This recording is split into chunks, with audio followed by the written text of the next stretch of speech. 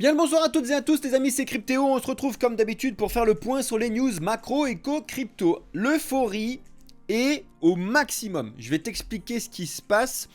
Regarde aussi la vidéo que je t'ai postée hier, dans la dernière qu'on a fait en live, parce qu'à l'intérieur, au milieu, je te donne des informations qui sont vraiment très importantes en ce qui concerne Bitcoin actuellement par rapport à 2019. Franchement, je te conseille réellement d'aller regarder cette vidéo. Oui, ça c'est un bon conseil, comparé aux autres fois où on ne fait pas de conseils en investissement. Bref, en attendant, on vous fait des vidéos absolument tous les jours pour faire un petit peu le point sur les marchés, les news, la technologie.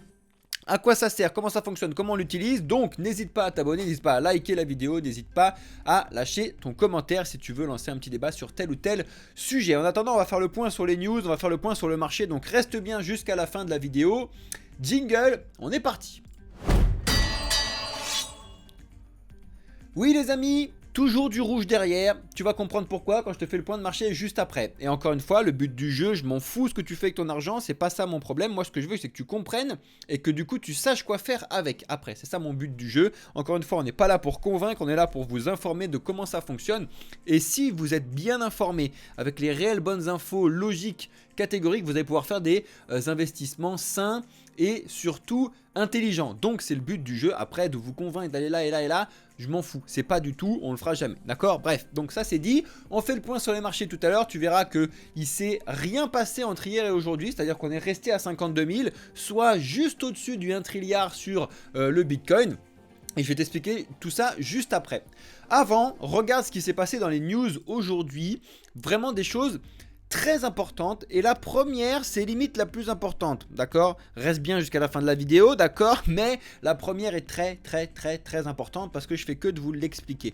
Actuellement, tout le monde est matrixé par Bitcoin, dollar, Bitcoin, dollar, Bitcoin, dollar. Quand je vous dis Bitcoin, dollar, c'est Bitcoin face au dollar, d'accord? Encore une fois, c'est vraiment la matrice là qui vous explique comment ça doit fonctionner. Alors qu'en réalité, on s'en fout, d'accord? On est en train de comparer le Bitcoin qui est décentralisé, complètement décentralisé, avec le dollar qui est ultra centralisé. Tout le monde n'a que ça à la tête et aux yeux. Regardez, voilà, on est à 52 000 $, on est à 1 trilliard de dollars, etc. Sauf que ce qui est important de regarder, c'est ce qui se passe comparé aux autres monnaies aussi. Il ne faut pas oublier, et regarde ce qui se passe avec les autres monnaies. Donc tu as ce superbe tweet qui a été posté qui vous explique que le Bitcoin, il a atteint ses plus hauts depuis très longtemps sur beaucoup de monnaies. Donc tu regardes, je te mettrai les monnaies que tu veux là-dessus, d'accord? C'est un vrai délire, c'est-à-dire que là tu vois donc le plus haut de 2021 que je te montre ici, le plus haut de 2021 que je te montre ici, le plus beau, En fait, pourquoi je te montre ces trucs-là? Parce qu'en fait, il faut toujours replacer les choses dans leur contexte, d'accord? Et malheureusement, pour l'instant, tout le monde est matrixé dollar, dollar, dollar, dollar. Encore une fois, c'est ce que je dis à tout le monde, mais vous n'êtes pas encore beaucoup à rentrer là-dessus, malheureusement. Mais même quand j'en parle à mes potes et ma famille, ils me disent « Oui, mais ça va me rapporter combien d'aller dans les cryptos? Ça va me rapporter combien d'aller faire ça dans les cryptos ?» Je dis « Mais t'as pas la bonne vision. Si tu rentres dans les cryptos pour ressortir avec plus d'euros et plus de dollars, bah malheureusement, il y a un truc que t'as pas compris, c'est que t'as pas compris que les cryptos, c'est pour pouvoir décentraliser, pour pouvoir apporter des vraies solutions aux problèmes qu'on a, parce qu'on a un vrai gros problème de centralisation, et on a une technologie qui permet de faire ce truc-là. Le but du jeu, c'est plutôt de savoir et de comprendre comment récupérer le plus en plus d'Ethereum, de Bitcoin, etc. sur le long terme, parce qu'en fait, on va réussir à pouvoir payer directement avec ces trucs-là. Alors oui, maintenant, c'est pas possible parce que oui, c'est encore beaucoup trop changeant par rapport à ce que tu connais, il n'y a pas encore de choses qui sont adaptées, etc. Donc oui, là effectivement je te parle du long terme. Donc oui, sur le court terme, tu as le droit de me dire « Ouais mais j'ai besoin de payer mon loyer, ma bouffe, et plus ou moins c'est en euros ». Même ça, je peux plus ou moins te le contrer sur certains trucs, on est d'accord. Mais il ne faut pas avoir bille en tête de se dire « Tiens, je rentre avec un Bitcoin aujourd'hui et je ressortirai avec $1 million dans 10 ans ». Parce qu'on ne sait pas réellement ce qui va se passer dans 10 ans pour le dollar, on ne sait pas ce qui va se passer pour les autres trucs. D'accord? Par contre, ce qu'on sait, c'est que Bitcoin se raréfie tous les 4 ans, et ça on le sait, et c'est factuel et c'est décentralisé, et ça c'est beau d'abord les amis, d'accord? Donc voilà, je voulais quand même vous montrer qu'il ne faut pas faire que regarder Bitcoin dollar, il faut regarder aussi les autres choses qui se passent actuellement. Et bon, tu vois bien que l'euphorie a gagné tous les marchés, tous les marchés déjà depuis un certain temps, et encore plus actuellement, d'accord? Donc c'est ce qui conforte un petit peu le discours que je vais t'expliquer aujourd'hui, entre autres, ok? On continue. Pour conforter ce discours, je t'explique. Il faut que tu regardes aussi l'indice de Fear et Greed, donc l'indice de peur et d'euphorie sur les marchés. Donc là, on est carrément en euphorie et on a limite jamais été aussi haut. Hein. On est quasiment au 80. C'est le plus on est haut, plus les gens sont dans l'euphorie et plus ça peut malheureusement faire mal. C'est-à-dire qu'on ne peut pas faire que monter sur un marché, ça n'existe pas. Il y a forcément des respirations et malheureusement, plus tu montes fort sans raison logique, malheureusement la baisse peut faire beaucoup plus mal par rapport à ce qui peut se passer. C'est ce qu'on a sur les marchés depuis un certain temps. Je ne suis pas là pour faire peur vos investissements, je ne suis pas là pour faire émerveiller les gens qui attendent que ça rebondisse, etc. Je suis là pour t'expliquer factuellement qu'est-ce qui se passe actuellement sur les marchés. Et il faut savoir que peut-être pour la première fois au monde, on a des réels, vrais marchés qui fonctionnent plus ou moins selon l'école autrichienne, c'est-à-dire tout seul, grâce à la décentralisation qui est apportée par Bitcoin. Bref, donc si vous voulez, on en discute. En attendant, l'indice de peur et d'euphorie est vraiment très très haut. Tout comme il était aux alentours des 10-15% dans le rouge quand on a eu le Bitcoin à 15 000 $, d'accord? Donc, je vous dis pas que ça va baisser demain parce que j'en sais rien. Je vous dis par contre que ça n'est pas logique que ce soit aussi haut. C'est quand même une grosse différence sur cette partie-là. Bref, je vais pas rester 70 ans sur cette partie-là. En attendant, le Bitcoin a atteint les 1 trilliard de dollars, donc toujours en dollars, hein, pour que tu puisses voir un petit peu comment ça fonctionne, donc les 1000 milliards de dollars, et forcément la market cap totale a atteint du coup les 2000 milliards de dollars, hein, donc Bitcoin toujours à peu près sur une phase de bear market récupère à peu près 50% de toute la market cap. Tu verras que ça change en bull run, parce que oui on va avoir un bull run et non ça n'était toujours pas un bull run, et en bull run tu as Bitcoin qui perd un petit peu, qui descend aux alentours des 40%, des fois un peu moins, on peut aller encore un peu plus bas, et après il regagne en force après. En tout cas, c'est très très important de noter tout ce qui se passe actuellement et tu vas voir que il faut en tirer surtout des conséquences et des leçons, c'est ça le but du jeu. En attendant, à côté, on a BitGet qui fait énormément de bruit actuellement. Ils ont récupéré énormément de pourcentage de volume de trading depuis que Binance a fait son gros départ de CZ, etc. C'est assez intéressant. Voilà. Encore une fois, allez sur BitGet, allez pas sur BitGet. Qu'est-ce que ça peut me faire? Par contre, ce qui est important, c'est que vous soyez sur beaucoup d'exchanges différents pour éviter d'avoir du FTX à gérer et le cas échéant vous pouvez bouger beaucoup plus rapidement, et si vous êtes abonné à la chaîne de toute façon vous le serez avant tout le monde. Bref, ça c'est encore une énorme annonce pardon, pour le Chainlink. Le Chainlink décidément il fait beaucoup de bruit en ce moment et j'ai envie de vous dire que ce partenariat était plus ou moins prévu et était pricé par le Chainlink. C'est tellement des grosses annonces. Telefonica Partners, vous vous rendez pas compte, mais c'est un monstre que tu n'entends pas forcément parler, mais en tout cas c'est un monstre. Et de faire un partenariat avec un aussi gros monstre de la vie générale sur quelque chose qui est décentralisé, qui est le Chainlink axé sur les cryptos, la blockchain, c'est énorme. Potentiellement c'est ce qui a pricé aussi le link jusqu'ici, donc il faut faire attention par rapport à ceux qui sont à fond sur le link. On va en discuter à point marché tout à l'heure, mais ça peut aussi être des points que voilà, maintenant que la news est tombée, que plein de gens spéculaient, il va falloir voir, mais ça fait des grosses news en tout cas qui tombent sur certains points. Tu as des gros catalystes qui sont très positifs sur l'année 2024 et je suis le premier à vous dire que l'année 2024 va être exceptionnelle, d'accord? Il va y avoir des hauts et des bas, mais là maintenant on est trop haut par rapport à de la logique. Mais vous allez voir que mon discours changera au fur et à mesure que la logique évoluera, c'est-à-dire qu'on va avoir un moment où ce sera logique que le Bitcoin monte et je vous serai le premier à vous expliquer. Voilà. Au moment où je vous expliquerai que c'est logique que le Bitcoin monte, vous allez voir que c'est un moment où le Bitcoin sera plus ou moins en bas. C'est normal, d'accord? Il faut aussi s'y attendre. Là, c'est logique que le Bitcoin baisse et on en est sur un haut. C'est-à-dire qu'en fait, le moment où Bitcoin va décrocher des 52 000, peut-être qu'il va monter encore un peu plus haut, ça va être le moment où en fait les dernières personnes qui vont vouloir acheter vont acheter. Une fois que tout le monde a acheté, il faut respirer. Il n'y a plus de possibilité d'acheter quand tout le monde a acheté.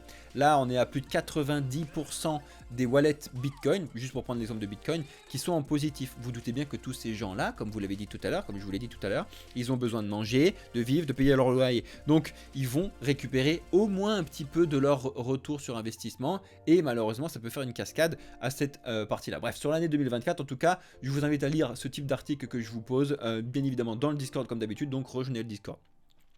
En ce qui concerne les ETF, ça c'est une analyse que je trouve très très intéressante, je vous le montre un poil en plus grand. Et en fait tu te rends compte qu'il y a énormément actuellement d'ETF sur l'or qui perd de l'argent. C'est-à-dire que les gens retirent en fait de leurs ETF or et ils les mettent potentiellement, c'est ce qu'ils sont en train de dire sur cet article là, sur les ETF Bitcoin. Peut-être.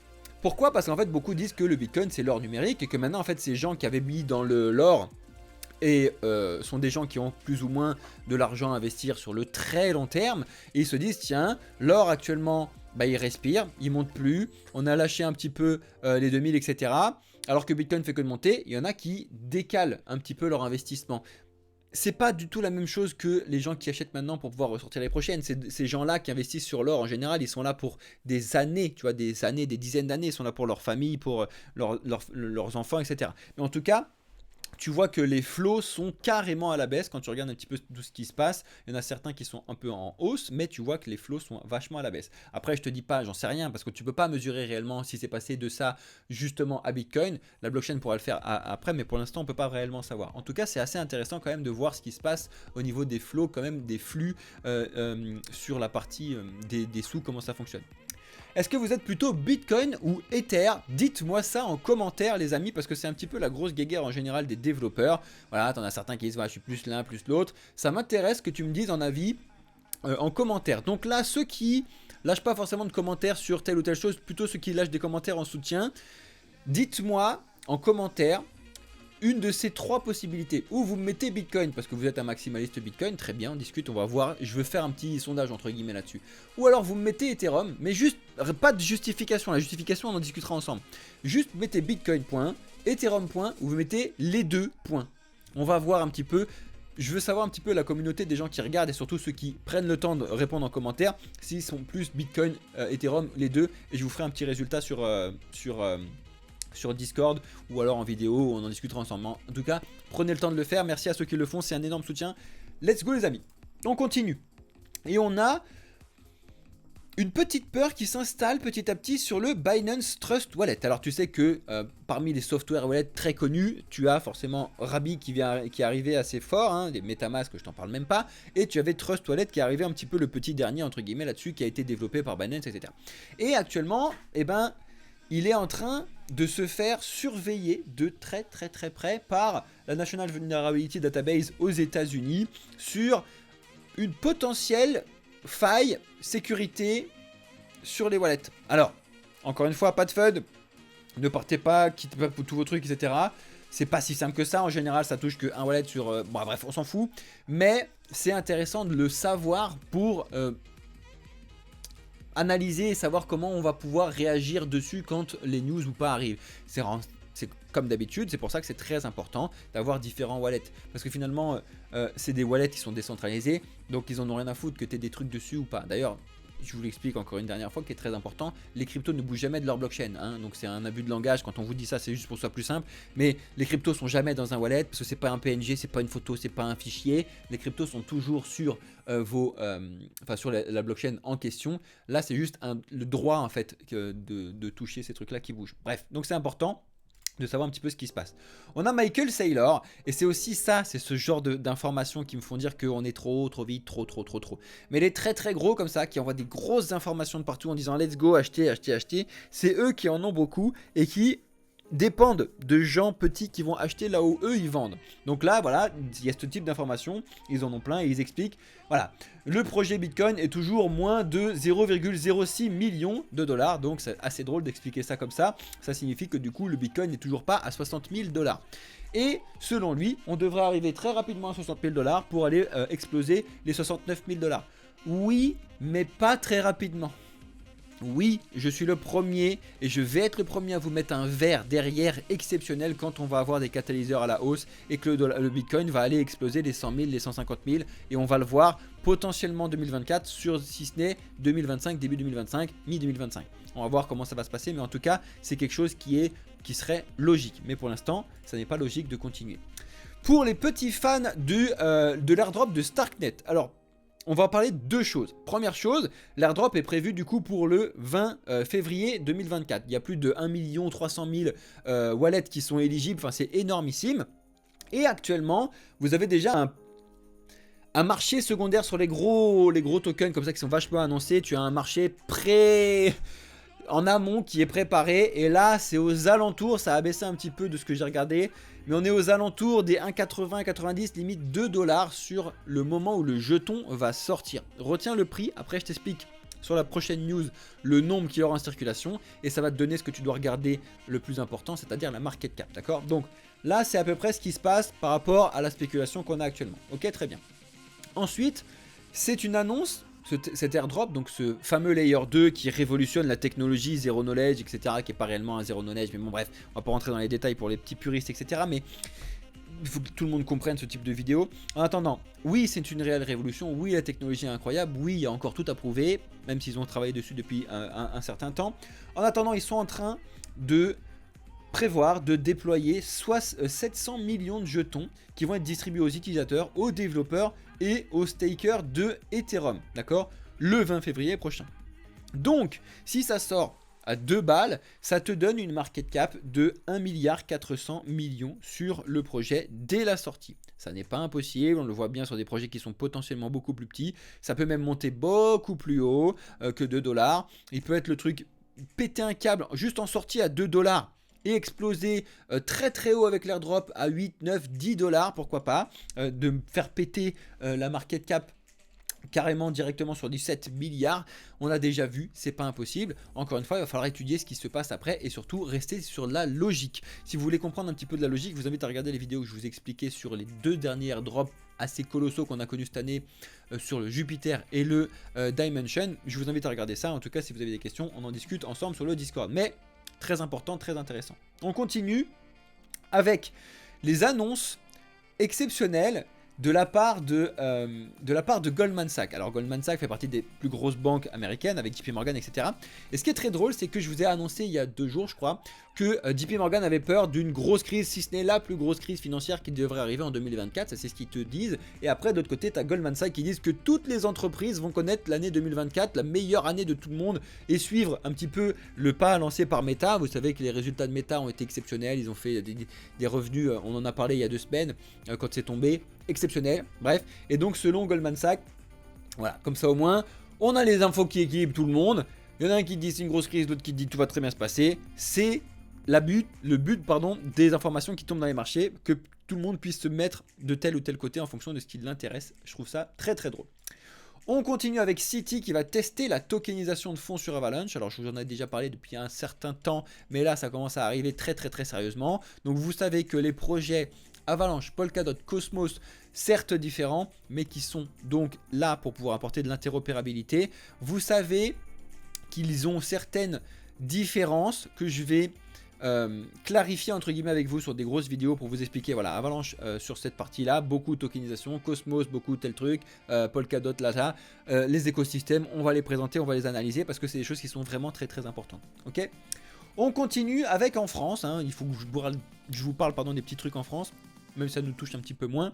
La CNIL serait potentiellement l'autorité de régulation de l'intelligence artificielle, comme si la CNIL pouvait réguler l'intelligence artificielle. Ça me fait rire, mais bon, bref. Avec l'ARCOM, l'autorité de régulation de la communication audiovisuelle et de numérique. Le but du jeu derrière ça, casser l'intelligence artificielle, casser la technologie en France et continuer de faire en fait fuir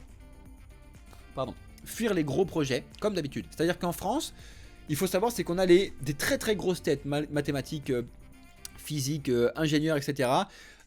Et dès qu'ils développent quelque chose, ils partent en Chine ou aux États-Unis. D'accord ? Pourquoi ? Pour la simple et bonne raison que en France, on met des bâtons dans les roues à la technologie depuis des années et des années. Après, il ne faut pas s'étonner que la technologie soit à chaque fois en retard sur certains points et elle revient après. Donc, c'est-à-dire qu'une technologie qui s'est fait développer en Chine ou aux États-Unis revient des années plus tard quand on peut le refaire et on continue et on continue. Malheureusement, on va continuer à faire ce genre de choses pour freiner l'intelligence artificielle, pour freiner telle et telle chose. Ça ne changera pas d'aussitôt, je pense, malheureusement, mais bon, c'est comme ça, il faut le savoir. On finit les news avant de partir sur la partie marché, mais on a Elizabeth Warren qui honore Bitcoin, enfin, le créateur de Bitcoin. Je trouve très très drôle, elle a signé un certificat pour honorer le créateur Satoshi Nakamoto avec un super flag. Bref, Ça, c'est genre de news, ça me fait rire parce que c'est des gens qui sont très très connus au Parlement américain, etc. Mais en soi, mais qu'est-ce qu'on s'en fout, quoi. Satoshi Nakamoto, peu importe si c'est une personne, plusieurs personnes, ils n'ont pas du tout développé le Bitcoin pour pouvoir avoir ce truc. Ils en ont mais rien à faire. Ils sont là parce qu'ils sont arrivés, ils ont été factuels, ils ont dit bon, on a de très gros problèmes sur la finance, on a de très très gros problèmes sur la gestion de la monnaie. Ils ont étudié l'histoire de la monnaie, comme je vous l'explique plusieurs fois, c'est très très important. Ils ont étudié la finance traditionnelle. Ils ont dit voilà, il y a ces points-là qu'on peut corriger. Par contre, si tu les corriges de façon centralisée, bah, tu vas rester sur le même problème de gérer l'action du pouvoir, etc. Donc il faut le décentraliser, il faut accepter que personne ne sache qui c'est, nous ou moi. C'est exceptionnel. Et c'est des valeurs qui sont vraiment très très intéressantes qu'il faut plus suivre. Donc elle a fait son signature de contrat, très bien, ça fait parler d'elle, ça fait parler de trucs. Pourquoi pas? Ça aussi, c'est ce qui me montre que c'est monté trop haut, trop vite par rapport aux annonces. Donc mis à part les informations qui sont tombées en Angleterre, en Australie, au Japon, qui peuvent vous intéresser si vous êtes dans ces pays-là, ce qui était attendu aujourd'hui en termes d'annonces macroéconomiques, c'était les ventes de détail du mois de janvier aux États-Unis. Très mauvaise. Très mauvaise. Voilà. Donc ça va être un vrai problème. Hein. Alors, c'est un bon sens pour l'inflation, et sauf que l'inflation qui monte alors que les retail baissent, c'est très mauvais. Je vais pas vous faire un dessin. L'inflation monte, donc c'est les prix qui montent, et les retail, les ventes qui baissent, il y a un truc qui va pas. Donc il y a un vrai truc qui va pas, et ça, Jérôme Powell va s'en rendre compte, et au prochain FOMC en mars, ça va chier des bulles. Ok. En ce qui concerne les marchés, ben... je vous mets la lumière rouge parce que ça ne peut pas tenir aussi longtemps que ça trop haut. Donc il va falloir respirer. Il ne s'est rien passé. Hein. Là, vous voyez du vert, mais il ne s'est rien passé depuis hier. On est resté à 52 000. Hein. C'est juste que en fonction de quand est-ce que la bulle s'est mise en place, il ne s'est rien passé. Tu vois bien.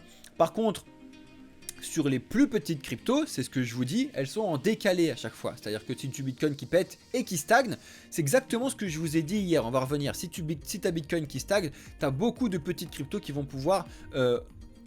pas exploser, il faut pas déconner non plus, mais bien progresser et reprendre du haut. Alors là, le Luna classique, bon, ça me fait bien rire, mais on a le VET qui monte assez fort, le Ronin qui respire un petit peu, et certains autres qui respirent à peu près partout, entre 5 et 10%. Ok, en ce qui concerne les marchés, donc directement. Vous le voyez, je pense que ceux qui regardent la vidéo en décalé, il y a de fortes chances quand même que vous voyez un Bitcoin déjà soit retombé à 50 000. On va voir. Ou alors on va continuer à stagner. Encore une fois, je vous répète ce que je vous ai dit hier, parce que pour l'instant, ce que je vous ai dit hier, c'est le scénario 1 qui est validé. C'est qu'hier, je vous ai dit, quand on était ici, je vous ai dit, le premier scénario, c'est de stagner aux alentours des 51, 52 000 $. Pourquoi? Parce qu'on est à 1 trilliard de market cap, et c'est la psychologie de la market cap et pas du prix. On peut y rester. Ça, c'était le premier scénario. Et le deuxième scénario, c'était qu'on respire. Il n'y avait pas de scénario, entre guillemets, logique, plausible, de pouvoir remonter. Pour l'instant, c'est normal. Je vous avais dit entre... Bah déjà, c'est vrai, c'est-à-dire que mercredi, je vous ai dit, d'ici jeudi, on ne va pas atteindre les 54 000. Donc déjà, ça c'est validé. Là, c'est pareil. Aujourd'hui, même chose. Premier scénario, on continue de stagner plus ou moins à ce moment-là parce qu'il y a une grosse guerre entre les acheteurs et les vendeurs. Deuxième scénario, on va refermer déjà les 50 000. On va se réécraser dessus et on va enfin respirer. Malheureusement, si jamais ça monte un peu très vite, ça peut s'éclater très vite. Il va falloir faire attention un petit peu à ce qui peut se passer. En attendant, en ce qui concerne la paire Ethereum Bitcoin, voilà, on a Ether qui respire un petit peu, qui reprend devant et qui a enfin passé les 2800 $ aujourd'hui. Pour l'instant, aucune résistance ne l'arrête, mais c'est beau ce qu'il fait, tu vois. Il vient sur les 2500, il repart, il explose les 2580, il vient se heurter aux 2683, il revient retaper dessus, il explose les 2683, etc. etc. Pour l'instant, ce que se passe sur Ethereum, c'est assez beau, assez logique. En termes de gestion de trading, c'est vraiment propre, entre guillemets. En ce qui concerne le Solana, bah, c'est ce que je vous disais hier, c'est-à-dire que hier, encore une fois, je vous ai dit le Solana, malheureusement, je pense pas qu'il puisse aller tellement plus haut que les 115, 116 $. Il n'y a pas encore la force pour pouvoir aller péter son plus haut. Pour l'instant, il respire. Je ne sais pas jusqu'à quand il va respirer, est-ce qu'il va rester sur cette partie-là ou pas, ou quoi, ou qu'est-ce. C'est important parce que quand Bitcoin stagne et que t'en as certains qui respirent un petit peu, c'est pas forcément très bon signe. En ce qui concerne ADA, par contre, lui il explose, ça fait plaisir, ça fait longtemps, enfin il explose, on va se calmer non plus 2 secondes. Mais lui, il n'est pas en train de respirer comme le Solana, il remonte un petit peu et il profite plutôt de range que nous fait et que nous propose Bitcoin. Pareil, le Matic qui remonte un petit peu malgré le fait qu'on attend tout ce qui va en train de se passer avec le changement en pôle, etc. On a l'Atom qui a passé les 10 balles, ça fait super plaisir, on en a discuté déjà. Le Polkadot et la VAX, il se passe pas grand chose. Le XRP qui est un petit peu remonté par rapport à ce que... mais bon, il se passe toujours pas grand chose de toute façon sur les XRP.